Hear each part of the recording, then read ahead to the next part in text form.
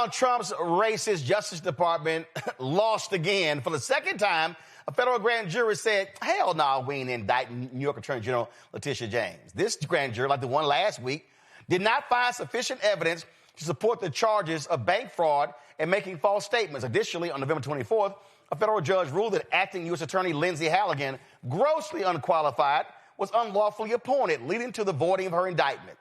These folks, Thelma, they like losing, and they are embarrassing themselves, and she just laughing like, what y'all got now? That's the black woman.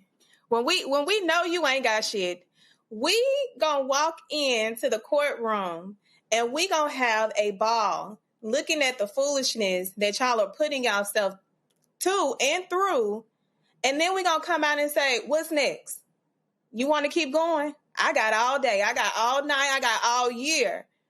Until you realize, because what a lot of people don't understand, as a former prosecutor who handled intake, grand jury intake, if we are in there reading, we cannot have any emotion. We can't try to persuade these individuals who are on this grand jury. We can only read what we have. If they are telling you for the second time, y'all ain't got shit, you ain't gonna have it next week or the year after. You are literally setting yourself up to pay her for the foolishness that you continue to display that is unlawful. And the former appointed individual, she needs to be concerned about losing her bar license because she intentionally violated her code of ethics, not only as a lawyer, but as a legally appointed federal prosecutor. It's just laughable. Cameron, they kept trying to indict the dude who threw the sandwich at the ICE folk, and they were like, man, whatever. Then when they finally got an indictment, it was a misdemeanor. Hell, they lost that case too. I mean, you got to be. Look, the old adage that a DA can indict a ham sandwich, these fools can't even indict the bread. That's funny. I would say this. I think we're starting to see some of the checks, hopefully what we see in our system as the checks and balances here, in that there is still an intimidation factor among so many that they think that the Justice Department is going to bring them up on charges. But Donald Trump and his cronies are starting to see the limits of those powers. So I love the fact that Letitia James, again, walked out unbothered through this. But we can't lose sight that he is still utilizing, and this administration is still utilizing, what should be an independent Justice Department, what I think is probably illegally, but utilizing as their own weapon in their own a team of intimidation. But this is a strike on the side of justice and hopefully on the side of right. But what I am hoping is that folks are paying attention to this, and this is giving the larger ecosystem more cojones and more bravado to be able to stand up against Donald Trump. Because he, for the first half of this year, he was threatening indictment after indictment after indictment against sitting members of Congress, mayors, and anybody who came against him. And this is showing that he doesn't have just unchecked, unlimited power. Absolutely. And the thing here, Greg, that I just keep trying to explain to people, listen, they control the White House for the next 3 years. They don't have to control the Senate and the House for the next 3 years. And what people need to understand, House and Senate Republicans are letting these fools run roughshod. If you want to put them in check, Democrats should have gained the majority in the Senate and the House. And see, let me say this right here because we talk about it all the time. It's a whole bunch of simple Simons out there smacking their gums. Democrats don't owe you. I just saw a tweet from Butch Ware with the Green Party sitting here just, running his mouth about this, that, and the other, and then Democrats this. This ain't a Democrat conversation. This ain't no Republican conversation. This is an Black American conversation. This is whether or not we're going to just stand by and let these thugs do whatever they want to do anytime they want to do. That's what's going on right here, okay? It's like right here.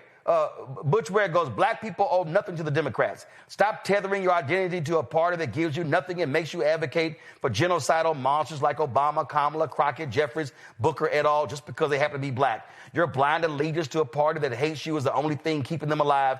Malcolm said it best, you put them first and they put you last, and that makes you a chump, political chump. Well, I ain't seen Jill Stein in no black community, Greg, since the election was over. Yeah, I'm trying to measure my words here because I understand what Brother Ware is saying. Philosophically, I don't disagree. I think it's, unfortunately, I'm going to stop short of calling it simple-minded. These are ideologues. Fortunately, nobody's listening to them. And it's really sad. They're applying a broad-edged ideological argument in an environment that really it doesn't apply to. What you said a moment ago is the response. Mr. Ware, I hope you have some health care, some nominal health care, a job with some benefits, or maybe even a job at all with a living wage. I doubt that you do. We need full structured revolution in this country, but it's not coming today. And I think what we have is a difference of opinion over harm reduction. I keep saying this over and over again. I've been excoriated by these folks, but since I don't feel that stick, I kind of enjoy it. They will say, well, this system's got to fall before so it can be reconstructed. You don't understand the basic history of the United States of America, and those 2 or 3 lines of Frantz Fanon you read and combined with a couple of lines from somewhere else just don't translate into the real world. Meanwhile, the white nationalists are very clear about this. We don't know, of course, because grand jury proceedings are sealed, and we don't know. But, and they're conducted in private, at least. I shouldn't say sealed, but conducted in private. But somebody familiar with the matter told the New York Times that Roger Keller probably brought the case to the grand jury that failed today. He's out of Missouri. He's a white nationalist. He likes to wear MAGA hats outside of work, according to the St. Louis Press. And he's part of a MAGA crew out of Missouri that has been consistent. Will Scarf, who was a former assistant U.S. attorney in St. Louis, is currently Trump's staff secretary, and he leads the National Planning Commission that reviews federal construction projects because they're going to push this damn ballroom that they're now saying is going to be twice as big as what he said it was going to be. The former Missouri Attorney General, Andrew Bailey. This fall, they promoted him to co-deputy director of the FBI. The former Missouri Solicitor General, John Sauer, is now the U.S. Solicitor General. And, of course, Ed Martin, who was once the head of the Missouri Republican Party, was briefly the interim U.S. attorney for the District of Columbia. So they brought a hired gun in, but when you go through his cases, he don't prosecute criminal cases. He prosecutes civil cases. They will do anything. And finally, it comes to this. Brother Ware and all the radicals, I get you philosophically. Your politics are trash. I understand, though, your politics, your attempt. Fortunately, nobody's listening to you. The Democratic Party has people in it who aren't listening to the so-called centrist or soft white nationalists, Democrats either. Jasmine Crockett's not listening to them. Zoran Mamdani is not listening to them. Afton Ben did not listen to them. The people in Virginia are not listening to them at the local level, and they're going to drag those people along with that crew, or they're not. So for Butch Ware to lump all the Democrats together, and even to put Jasmine Crockett in there, I understand Palestine, baby, because I'm against genocide everywhere. Palestine, Congo, invading Venezuela. I'm against all of it. We should all be against all of it, but don't mistake standing for our common humanity with the white nationalist project that's trying to run over you, your mama, your grandmama, your auntie, your brother, and all them because you're willing to throw them in the street to win a damn ideological argument. You need to grow up. Thelma, I'm very clear on what we're facing. I tell people all the time that when I am looking at politics, let me just go ahead and go to football. 12 teams made the college football playoffs. Now, on December 20th, when my Aggies play Miami, if somebody else is going, That should have been Texas. That should have been Notre Dame. Y'all are having a hypothetical conversation. I'm watching who's actually on the field. And on that day in Kyle Field, it's going to be Miami versus Texas A&M. Not no hypothetical if Notre Dame made it, if Texas made it, if somebody else made it. I have to make an assessment on who's on the field. And what I see right now on the field, Republicans barely control the U.S. House. They control the U.S. Senate. I'm seeing the Republicans today blocking the extensions of the extension of the Affordable Care Act payments. I'm seeing all this happen. I'm seeing a Department of Justice lie, make up stuff. Wait until I play the clips of Congressman Benny Thompson just nailing a so-called respected FBI agent about Antifa. Just nailing Ice Barbie Christie Nome about lying about deporting veterans. I know who I'm looking at. I am looking at the devil incarnate. Come on. In living, being embodied as the Republican Party in 2025. This is not the radical Republicans after the Civil War. This is not the Republican Party of the late 1800s, the 1900s, but it is because you had Herbert Hoover, who led the Lily White faction of the Republican Party. Some of y'all need to Google that. But the fact of the matter is, we are looking at people who are in bed with white supremacists, who are in bed with white nationalists, individuals who are advancing a notion of whiteness that don't include any of us. They don't want us in a room. These folks don't want women in the workforce. They don't want women voting. They want women to be shut up, sit down, lay up in the bed, have their babies, and get in that kitchen. That's what we're facing. So I do not have time for Simple Simons who want to have this ideological outer space, what the world should look like. All I can do is talk about what's literally right in front of me right now. And MAGA Republicans are simply evil. That's for you, Thelma. Okay. Not only are they evil, they are using us, our own kind, to continue the rhetoric. And what a lot of people don't understand when we're talking about the local elections and how important when we're talking about judges and you're talking about the DA, because when you have a Department of Justice that has literally said, fuck the Constitution, fuck the federal rules of evidence, we are going to do what the hell we want to do. You have to have these individuals that can equalize what they are creating as unequal in your local government. And when I see individuals that look like us and are being used to switch parties in order to confuse the individuals that are going to ultimately vote based on their party, no one is talking about that.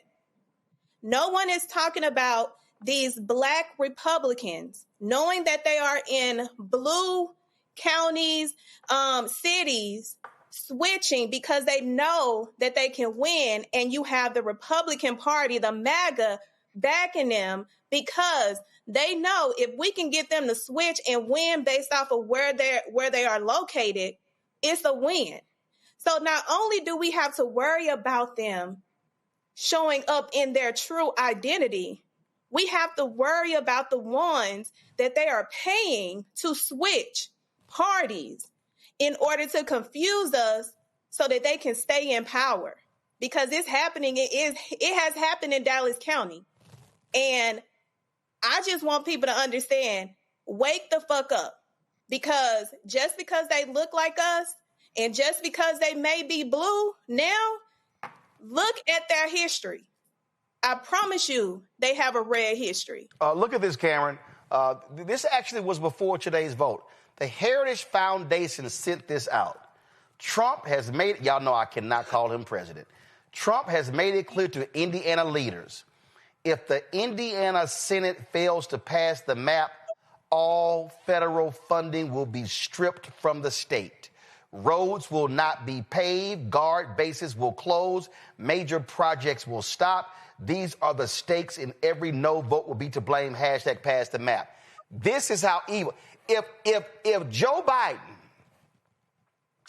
if President Joe Biden, if President Barack Obama, if President Bill Clinton, if President Jimmy Carter had ever threatened saying, oh, if y'all don't pass if y'all don't pass what I want, I'm going to strip y'all of federal funding, they will be raining holy hell. But guess what? Steve Bannon, Fox News, the Daily Wire, the Daily Signal, Tucker Carlson, Turning Point USA, every person on Fox News, Mark Levin, all conservative radio, none of these people are condemning the Heritage Foundation for this because they agree with it. This is why you must leave no doubt and vote every single one of these thugs out of office, because if they would threaten I need everybody listening, Cameron, if these folks would threaten a supermajority Republican state Senate in a red state like Indiana, what the hell you think they gonna do to a blue state or a blue county or a blue city or a black city or a black county or a black neighborhood? I hope people are paying attention. And I know you said if you mentioned a bunch of past Democratic presidents that if they had offered and said some of the same things, the entire media ecosystem, especially the right-wing media ecosystem, would be up in arms. I guarantee you if even George W. Bush had said something like that, people would have been up in arms. I think Trump is unique here in his arrogance and his pompousness in this, but roads throughout the state that he's threatening not being paved.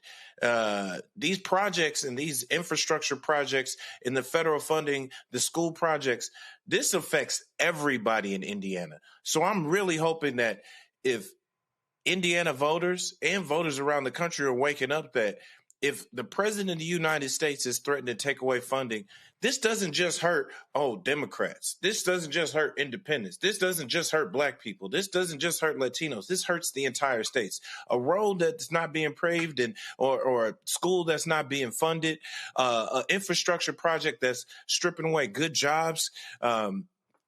All these things are affecting everybody in the state. If anything, I hope that threats like that on stripping federal funding, I think are going to backfire on both the president and at least at the federal level, those who are backing him up. Because once people get hip to this, and is what we need to consistently put these tweets on so many different ads. I would take that exact same tweet. I would take Trump saying those exact same words and plaster them and run ads throughout the state, run ads throughout the country. And look what the president's willing to do. He's willing to make your entire state suffer just to disenfranchise a whole group of people. He's willing to make everybody suffer. He's willing to make you pay more. He's willing to make your lives worse, to make everyone suffer. So I'm really hoping people are waking up, and I'm hoping that the smart folks here who are trying to win these elections are taking these tweets or taking these sound bites and running them up and down all throughout the country, and then definitely throughout the state. And just so y'all know how just insanely despicable these people are, Christopher Hale put this tweet right here. The Trump-Vance White House has falsely accused an ally of Pope Leo, Sister Norma Pimentel, of illegal activity tied to migrant aid and cut off all federal funding to Catholic charities in South Texas. Church leaders say it's a targeted political reprisal against Pope Leo and the Catholic Church. They do not give a damn. This is what thugs and corrupt people do. They all got to lose next year. Hello, I'm Isaac Hayes III, founder and CEO of Fanbase, and I'm here with a very important message. We are at a turning point in the Black community where we must have equity in the apps we use that scale to billions of dollars. But this time, we own the infrastructure, we own the culture, and we shape the future. And Fanbase is the future. Fanbase combines the free functionality of Instagram, TikTok, and YouTube into an all-in-one platform built for the evolution of social media and monetization. With over 1.4 million users, that's real proof that we are shifting the conversation of tech ownership and equity for creators. So right now, I want you to go to startengine.com/fanbase and invest today. The minimum to invest is $399. That gets you 60 shares of stock in Fanbase at $665 a share. This marks a turning point in Black ownership of social media. If we don't take this opportunity to own social media right now, we will always be customers to our own creations. And that can't go on. So once again, go to startengine.com/fanbase and invest today. We must own the platforms where our voices live, our stories matter, and where our culture drives the world. Thank you.